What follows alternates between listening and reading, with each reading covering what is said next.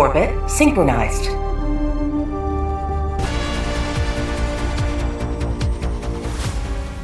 Oh man, we have lots of things to go over today. This right here is what the Omen of Tyranny was all about. As the clock counted down to 0, the galactic war map illustrated the destruction of Angel's Venture. Okay, so I was one of the 9,000 plus people who were watching Cloudplay's stream on this, and it was pretty funny how at first nothing happened. The chat went crazy and he decided to restart his game just before it was triggered. It was the same with the DSS. Things like this always roll out with some delay in the game. The end result, though, is pretty cool. Angel's Venture. The once lush planet is left utterly broken and fractured. Okay, so I am going to jump ahead over 1 minute here until the event was actually triggered. First, we got a new message from Super Earth. But I'm going to talk a little bit about this, so let's look at Meridia and Angel's Venture before that. Here's what was shown on the galactic map. The symbol of Meridia makes 2 quick pulses, and then the planet Angel's Venture ruptures, and the text planetary fracturing confirmed appears. Keep in mind, though, this is not what actually happened. The Galactic War Map is a tool for High Command to show the status of the war, and this is an illustration to the Helldivers provided by Super Earth. Now you could select the fractured pieces of Angel's Venture, and FTL jumped there to witness the result of the actual event through the window of your destroyer. I just want you to quickly take note of how Meridia was shown stopped in front of Angel's Venture. This part is true. The planet is left utterly destroyed, and it's been fractured to its core, with bits of its solid mantle spread out in a field of debris. But there is no sign of the Meridia singularity anywhere. It could be due to limitations to the game. We also need to remember here that prior to this, all FTL travel to Meridia had been prohibited due to its supposedly dangerous nature of gravitational disturbances. So if the Helldivers are allowed to travel to Angel's Venture lore-wise, it would mean that Meridia is no longer near it. I'm just going to say that big events like this in the Galactic War do not really play out in real time inside the game. It's a limitation, but I think it's fine. Let's jump back to what Super Earth actually had to say about this. Here's the message. Angel's Venture has been torn apart by the gravitational pull of the Meridian singularity. It's an incalculable loss. The land cultivated by generations.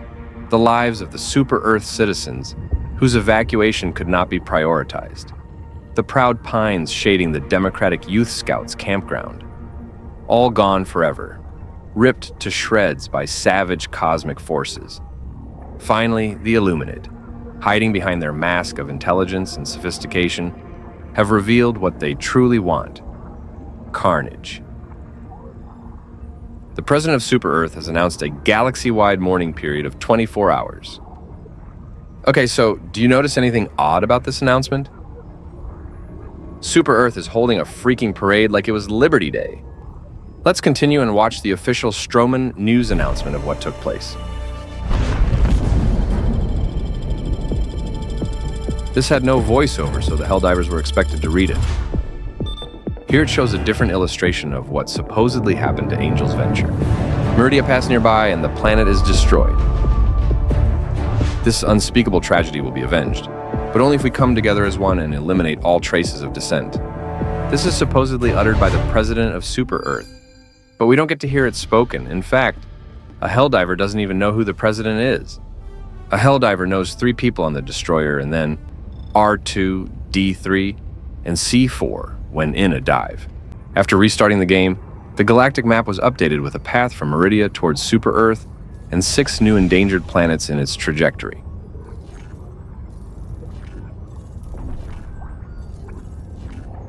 Now, the supposed words of the president hold more urgency, as if they were a call to all Helldivers to focus on the major orders. Let's just take a quick step back and look at this, though, in the bigger context. We have 3 different enemy factions and 3 different ongoing plot lines. For the Illuminate, they started invading planets in the lower part of the galaxy over 2.5 months ago. Their goal was said to be to turn colonists into voteless and abduct them as if they were building up a huge following or army. 3 weeks ago, the dark energy fluctuations started. And 2 weeks ago, the warp links to Meridia started to be removed, and we learned they, the Illuminate, were gathering dark energy through their attacks on Super-Earth's colonies. 1 week ago, we were told that the way to stop Meridia from moving towards Super-Earth was to repel the Illuminate invasions and prevent them from gathering enough dark energy. How they gathered dark energy is still shrouded in mystery. Let's assume it has something to do with the obelisks and the piles of dead voteless around it. The upcoming planets look pretty evenly set apart, but it looks like the distance to the very next planet, Meridia, is longer. Then, Meridia had to travel to Angel's Venture, so if we assume it will take more than 1 week to travel to Meridia, and then 1 week for Meridia to reach the rest of the planets. We are looking at an estimate of about 7 weeks until Meridia would reach Super-Earth unless it is stopped.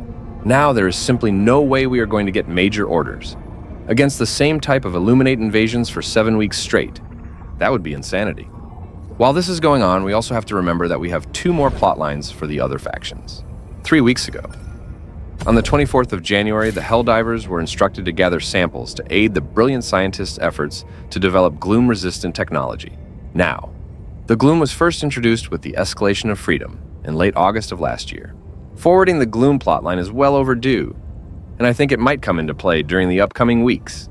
The third plotline has been that of the Jet Brigade on the automaton front. We stopped the Jet Brigade for the 3rd time, right in their tracks by utilizing the DSS to our advantage for the very first time. Do I think the Jet Brigade are gone and that the automaton front will be quiet for the next 7 weeks? No.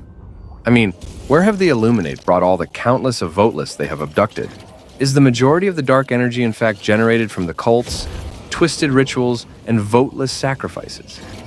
Somewhere else? Maybe it's just me hoping there will be something more than just regular Illuminate invasions. But I also think it would make more sense. Meridia didn't start moving until recently, and the Illuminate invasions, which are well over 100 now, have been pretty constant for 2.5 months. Something new is going on. Another thought is nagging in the back of my head. Is Meridia actually moving? The Helldivers were prohibited by Super-Earth High Command to travel there before the claim that it had started moving. The only evidence of Meridia moving is High Command showing it in a new position on the galactic map, and the illustration on the news where it passed nearby Angel's Venture. High Command haven't exactly been truthful before. Not to the public, but not even to the Helldivers. And I know astronomy in the Helldivers universe is a bit different. But how exactly is a planet torn apart only by the gravity of a larger object? Wouldn't it rather have changed the planet's orbit? How exactly was Angel's Venture destroyed by gravity and left a static wreck of its former self? Was it really Meridia that destroyed it? 500 million lives lost in the fracturing. Is there reason to doubt the official version of what has happened? Maybe. If you made it this far, thanks for watching. Over and out.